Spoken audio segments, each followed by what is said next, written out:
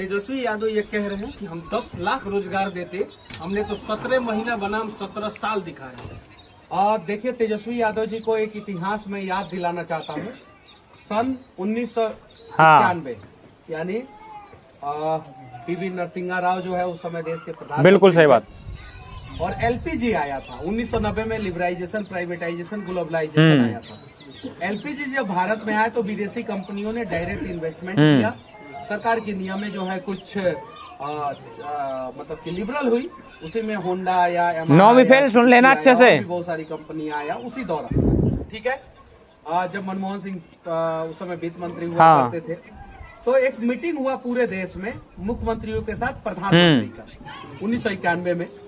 तो उस मीटिंग में पूछा गया कि हमें स्किल्ड और अनस्किल्ड वर्कर चाहिए। क्या चाहिए? स्किल्ड और अनस्किल्ड वर्कर चाहिए। तो नरसिंहा राव जी ने बोला कि कौन कौन से राज्य के मुख्यमंत्री सबसे ज्यादा स्किल्ड वर्कर चाहिए। तो उस समय साउथ के राज्य के मुख्यमंत्रियों ने हाथ उठाया और सब राज्यों के मुख्यमंत्रियों ने हाथ उठाया कि हमें स्किल्ड वर्कर। स्किल्ड वर्कर का मतलब है पढ़ा लिखा, जिसको किसी चीज का प्रॉपर सही बात है। जैसे अगर राजमिस्त्री है तो वो स्किल्ड हो गया, और वही लेबर जो उठा के सीमेंट उमेंट उठा के वो अनस्किल्ड हो गया। अनस्किल्ड हो गया। वैसे ही कंपनियों में भी होता है स्किल्ड और अनस्किल्ड। तो ये तो हो गया कि स्किल्ड वर्कर कौन सबसे ज्यादा देगा, 1991 की बात है। जब बात हुआ कि अनस्किल्ड वर्कर सबसे ज्यादा कौन देगा, सूत्रों के हवाले से हमें पता चला ये खबर, तो लालू जी कि सबसे ज्यादा अनस्किल्ड वर्कर कौन देगा, लालू जी हाथ उठाए। तो लालू जी उस समय बिहार के मुख्यमंत्री थे, 1990 में मुख्यमंत्री। बिल्कुल सही बात। तो लालू जी से पूछा गया कि आप अनस्किल्ड वर्कर कैसे दीजिएगा, लेबर कैसे दीजिएगा, मजदूर कैसे दीजिएगा। तो लालू जी ने एक बात बोला, उस बात को जो है आज बिहार के सभी लोगों को सुनने की जरूरत है। लालू जी ने बोला कि हम यादव जाति के हैं और हमारा जात सबसे ज्यादा बलिष्ठ होता है, देह से हाथ से सबसे ज्यादा मजबूत होता है, और हमारे एक इशारे पे वो लोग कुछ भी करेंगे। तो अगर मैं कहूंगा कि फैक्ट्रियों में जाइए मजदूरी कीजिए तो वो मजदूरी करेंगे। और आज वही दिन है कि 1990 से पहले बिहार का मजदूर बिहार से बाहर कमाने नहीं जाता था, उसके बाद से पलायन शुरू हुआ।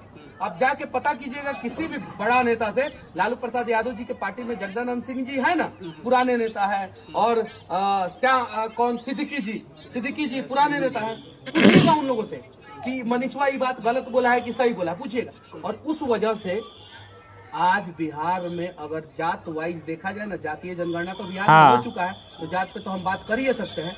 जात वाइज देखा जाए ना तो सबसे ज्यादा मजदूरी का काम जो है यादव लोग करते हैं और बिहार से बाहर जाके करते हैं। अगर उस समय लालू जी कहे होते कि हम स्किल्ड वर्कर देते तो शायद आज बिहार के 50% यादव जी लोगों के घरों के सामने जो है ना 4 गो भैंस के साथ साथ जो है ना एक BMW, एक ऑडी, एक फॉर्च्यूनर गाड़ी लगी हुई होती और उनके बच्चों के हाथ में आईफोन रहता। और वो आज जो दोस्तों सीधा सीधा कहने का मतलब ये है, जो मनीष कश्यप ने बोला है, इसका सीधा सीधा कहने का मतलब ये है, जो ये लालू यादव है ना, इसकी वजह से आज जो लोग हैं वो आज मतलब देश अपने जो राज्य से, जो बिहार से बाहर जाकर के कमाना उनको पड़ रहा है। अगर ये जो सरकार में जब थे, जब कुछ करते अपने बिहार के लिए, तो आज ऐसा नहीं होता। लेकिन बिहार के लोग बहुत ही ज़्यादा जो है जातिवाद में उलझे हुए हैं, और ये बात हकीकत है, हम इसको नकार नहीं सकते। जो बिहार के लोग हैं वो बहुत ज़्यादा जातिवाद में उलझे हुए हैं। और ये काम किसने करा था, ये जातिवाद फैलाने का काम किसने करा था, ये लालू यादव ने करा था। बिल्कुल, जो RJD है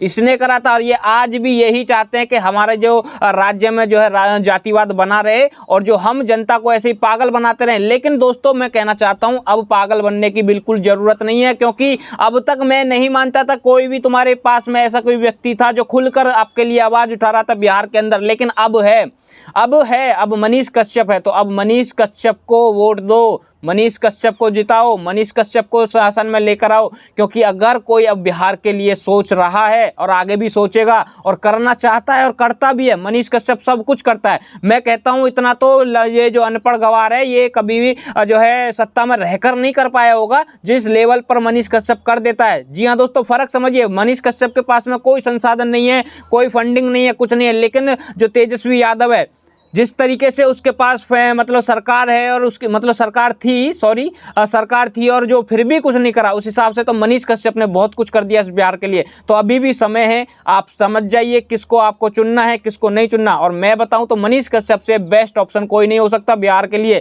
और ये बिहार की जनता शायद अब जान चुकी है। बाकी आप किसको चाहते हो अब के, मुझे कमेंट करके जरूर बताना। और ये देख लीजिए इनकी असलियत है, इनकी वजह से ये आज जो अपने बिहार के भाई हैं उनको बाहर जाना पड़ता है मजदूरी करने के लिए, और 300 400 200 250 रुपये में पूरे दिन काम करना पड़ता है। तो ये सब किसकी देन है? ये सब लालू यादव और ये आरजेडी वगैरह वगैरह का जो ये है ना, ये इनकी देन है। तो भाई अभी समय है अपना वोट सही इंसान को देना। जय श्री राम, हर हर महादेव।